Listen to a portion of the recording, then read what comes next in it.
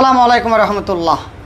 এই এক মুঠো ভাত আমার আশ্রমের আশ্রয় থাকা বাবা মায়েদেরকে দেওয়ার জন্য দান বক্স নিয়ে মানুষের দোকানে দোকানে যেয়ে মার পর্যন্ত খাইছি এই এক মুঠো ভাতের জন্য। এই এক মুঠো ভাত আমাদের আশ্রমের আশ্রয় থাকা মা বাবাদের জন্য বেঁচে থাকার একমাত্র সম্পদ। অনেক মানুষের জন্য এই এক মুঠো ভাত ডাস্টবিনের ময়লা। কেন ডাস্টবিনের ময়লা বললাম?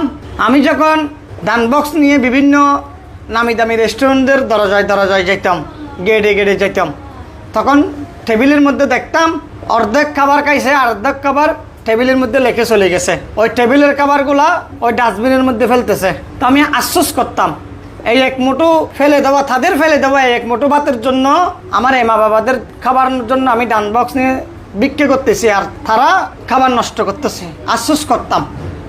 তো আপনারা আমাদের এই বৃদ্ধাশ্রমের ফেসবুক পেজটি একটু ফলো করবেন, আমাদের ভিডিওগুলো শেয়ার করবেন, লাইক কমেন্ট করবেন, স্টার গিফট করবেন, আমাদের মা বাবাদের জন্য দোয়া করবেন। আমার মা বাবারা যেন এরকম এক মুঠো ডাল ভাত খেয়ে প্রতিদিন বেঁচে থাকতে পারে। 65 জন বাবা মায়ের বেঁচে থাকার সম্পদ হচ্ছে একমাত্র এই এক মুঠো ভাত। ঠিক মতো যদি এই এক মুঠো ভাতও খেতে না পারলে, সময় মতো যদি তাদেরকে এক মুঠো ভাতও দিতে না পারলে, আসলে ওনারা বেঁচে থাকা খুব কষ্ট হয়ে যাবে। আজকে আমাদের মা বাবাদের জন্য বিরিয়ানির ব্যবস্থা করছে এই প্রিমিয়ার ইউনিভার্সিটির ছাত্ররা। ওনাদের একজন শিক্ষক মারা গেছে, ওই শিক্ষকের জন্য আপনারা দোয়া করবেন।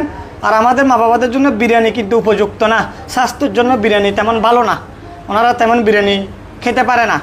তো আপনারা কেউ যদি দিতে চান সাদা ভাতের আয়োজন করবেন, তাহলে আমার মা বাবারা একটু খেতে পারবে। আসসালামু আলাইকুম রহমতুল্লাহ।